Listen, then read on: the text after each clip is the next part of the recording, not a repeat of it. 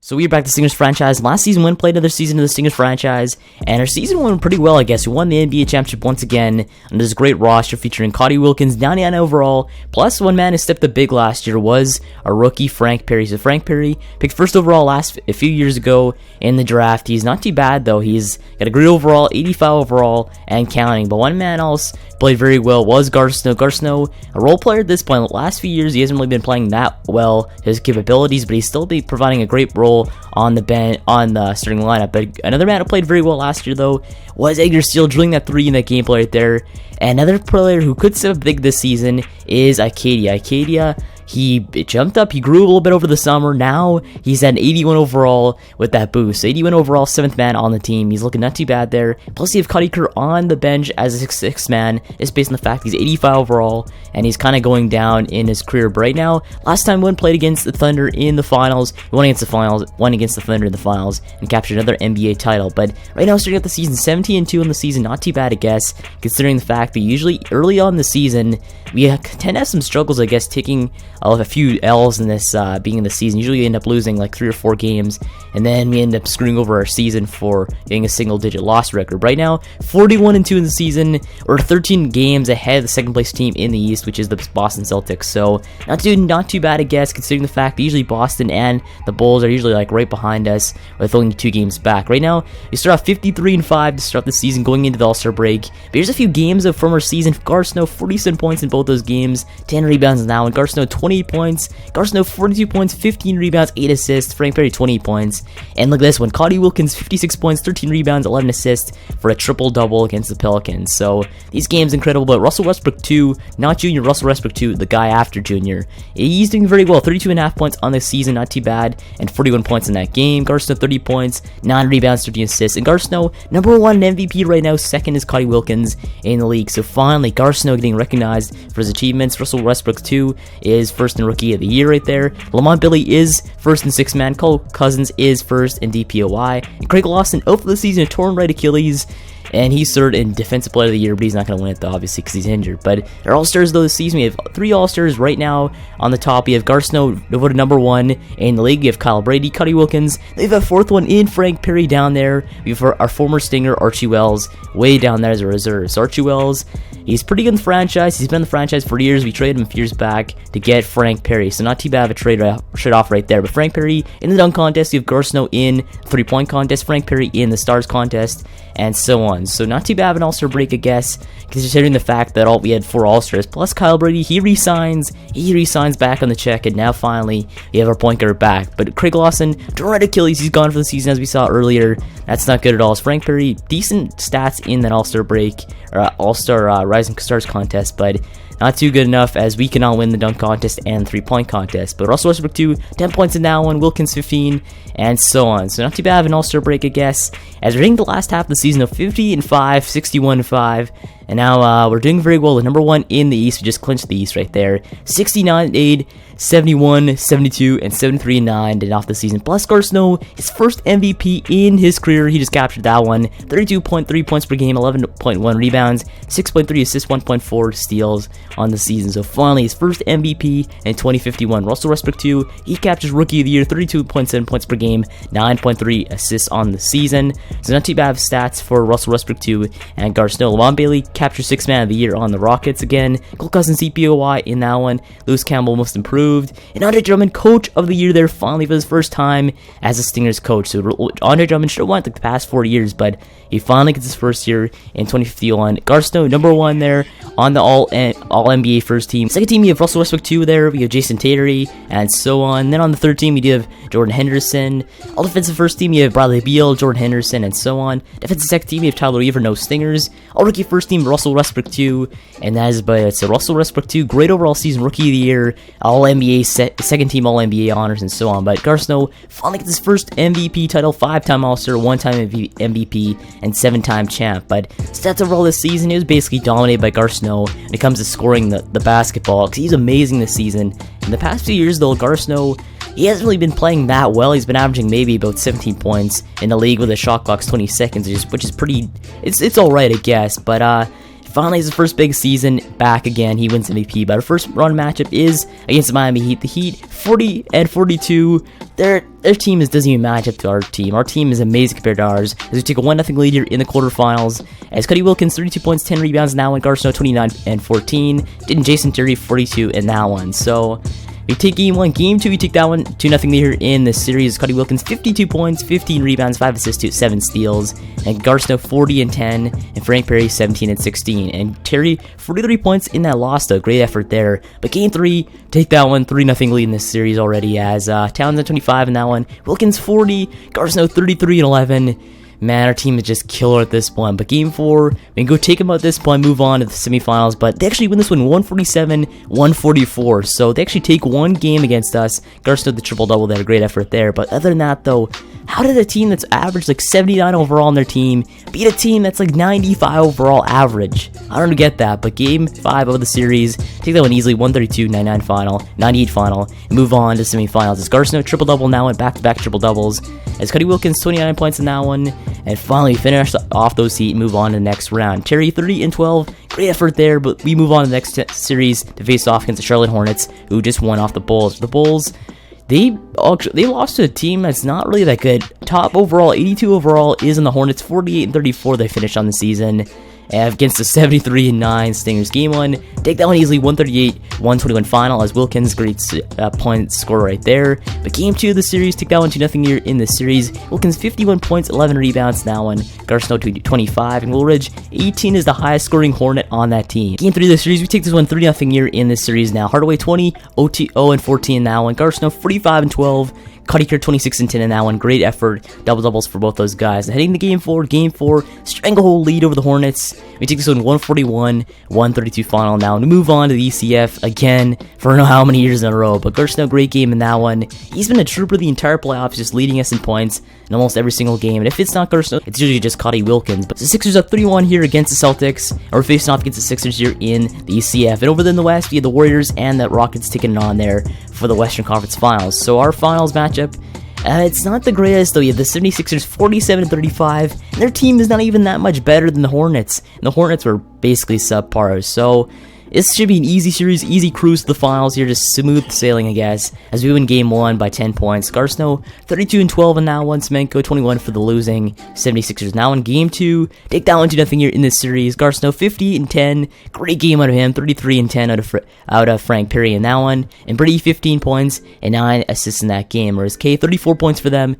3 rebounds, 5 assists, and so on. So game 3, easily up 3-0 here in this series now. 53 points at Alvarez, but Garson 43-11, Brady 31-5, and 16 assists in that game. So he's dishing out the basketball pretty well in this series so far. But game 4, take that one 150-143 final, moving on to the NBA Finals once again for I don't know how many years in a row once again. So Garson, great overall series clinching performance right there against the Sixers, whereas Frederick A, 33 points, 12 rebounds, great effort, but we're going to be watching us from the couch at home. But we're facing off against the Warriors here. We just went and swept the Houston Rockets, so both opponents in the finals swept their previous opponents. So the Warriors 55-27 on the season. Their team, you know, it's not that bad though compared to what we faced so far in the playoffs. It's not good, but it's not bad considering that we've played pretty bad teams so far in the playoffs. But game 1 of the finals, we're in Cincinnati to start this one off, and we take this one 170-123 finals. You win by, what is that, 47 points in the first game.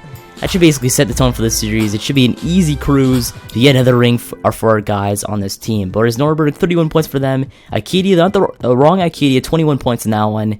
And the rest, though, is history. Game 2 of the finals here. We're still in Cincinnati. We take this one 155-135 final. We win by 20 points. Scarsnow, 43 points, 20 rebounds, 10 assists, triple-double in that one. Huge game out of our MVP, Garsnow. Garsnow leading the team to this W here is Stefan, 27 points. And I believe that's Harris Stefan, the man that was previously on the Stingers. So we're facing off against a former Stinger here. 143-130 final in game 3. We take a 3-0 edge here in the finals as Wilkins 34-6-4. Garstow 30 points in that one. This team is just killing it against every single opponent here. We cannot stop us. Nobody can stop us at this point. Heading to game 4, going to go and clinch yet another title, hopefully, in this game. Three-pointer. Gets it to go from beyond the arc. Just dialed in from the three-point line in this fourth quarter. I mean, these are daggers. When you start hitting threes in the fourth quarter, it really deflates the other team. He delivered that pass right on the spot to his teammate who was on the move. And for Cincinnati, we've got Snow, and it's Brady in at the 1. And they've done it, the new NBA champions. What a moment it is right now to see the team who played so well together enjoying this NBA championship moment. What a moment it is right now to see the team who plays so well together enjoying this NBA championship moment. And seeing this team come together over the course of the season and on into the playoffs, what a joy. I mean, there is no better champion the league could have asked for.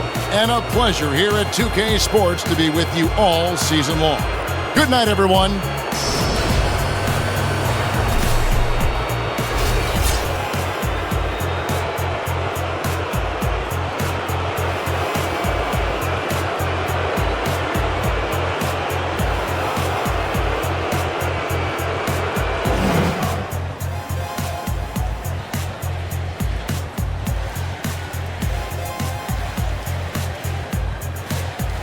It's not really even a surprise at this point, as the Stingers won yet another championship here in this franchise mode. So Garceau, MVP, did something Matt Ryan couldn't do, and win MVP in the regular season and in the championship game. So Garceau, just basically killing at this point. He destroyed the playoffs and destroyed anybody in his side. Him and Cody Wilkins, the dream pairing here in the matchups. Not too bad of a record right there, but Wayne O'Keefe in the retirement class. We have Clay Sherman, Alfredo Newman, Garrett Biarz, Darrell Tate, Kobe Blunt, and so on and so forth. AC Carl on there on the Stingers too. So we have a man who retired with a ring on his finger. Not too bad of a retirement right there by AC Carl and the crew. But Carmelo Anthony retires the second time, this time as a Hornets assistant coach. So we beat him out in the playoffs. We knocked him out in his last year as a coach. But Hall of Fame inductees, we have a few inductees right there. Plus, we have a ton of jersey retirements. Then league meetings that we finally have a rule approved. 32-1 with the trade deadline occurring 1 week later. So draft lottery right now. Draft lottery. Number 1 odds is the Pistons to get first, but the Suns get the first. Second is the Pistons. Third is Pacers. As we are hitting the 2051 NBA draft.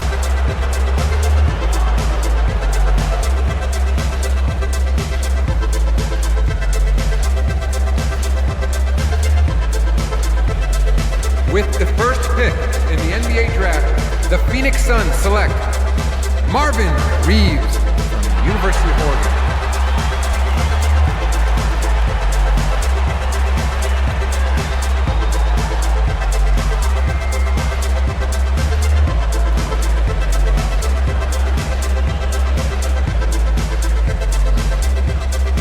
With the second pick in the NBA draft, the Detroit Pistons select Mike McGee from the University of Kansas.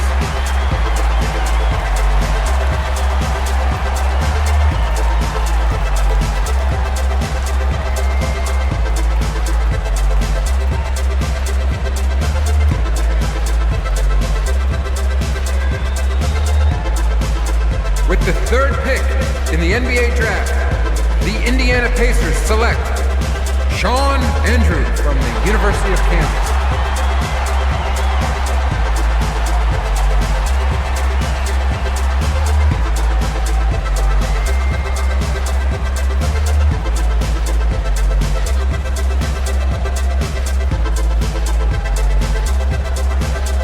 With the fourth pick in the NBA draft, the Brooklyn Nets select Taylor Hayward from the University of South Florida.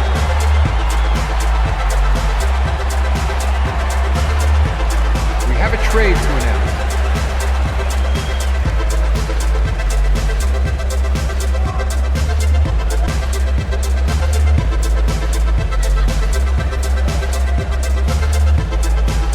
With the fifth pick in the NBA draft, the Detroit Pistons select the 19-year-old power forward from the University of Rhode Island.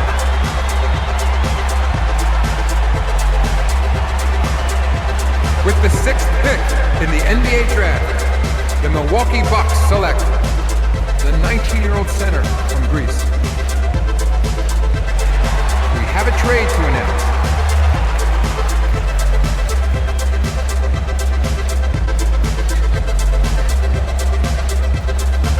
With the seventh pick in the NBA draft, the Los Angeles Lakers select Dorell Trent.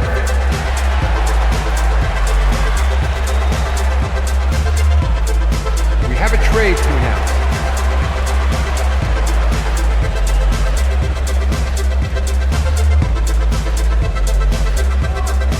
the 8th pick in the NBA draft, Herb Witt from Oregon State University.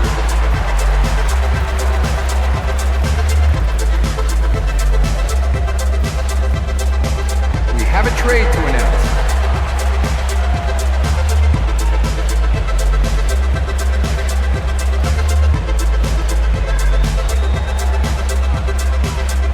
With the 9th pick in the NBA draft, the Denver Nuggets select Hal Bonner from Purdue University. With the 10th pick in the NBA draft, the San Antonio Spurs select Dana Barnes from the 26th pick in the NBA draft, Randall Hope from the University of California.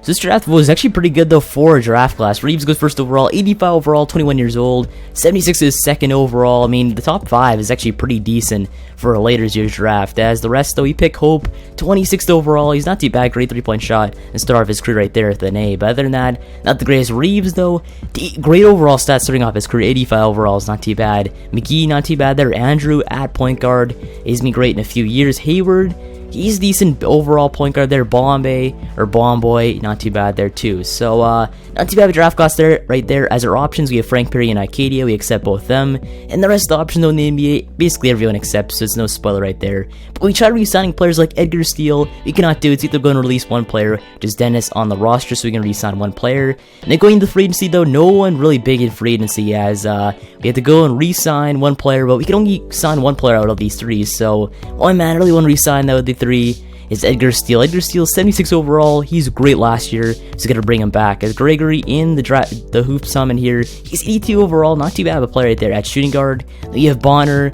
who's not good, and the rest just terrible though. Only one good player in next year's draft class, so we gotta get rid of all our picks if we can. But that's a roster after this year. And I guess in this episode off right here, make sure to subscribe for more Stingers franchise fun. Next watch, I'll see you in the next one.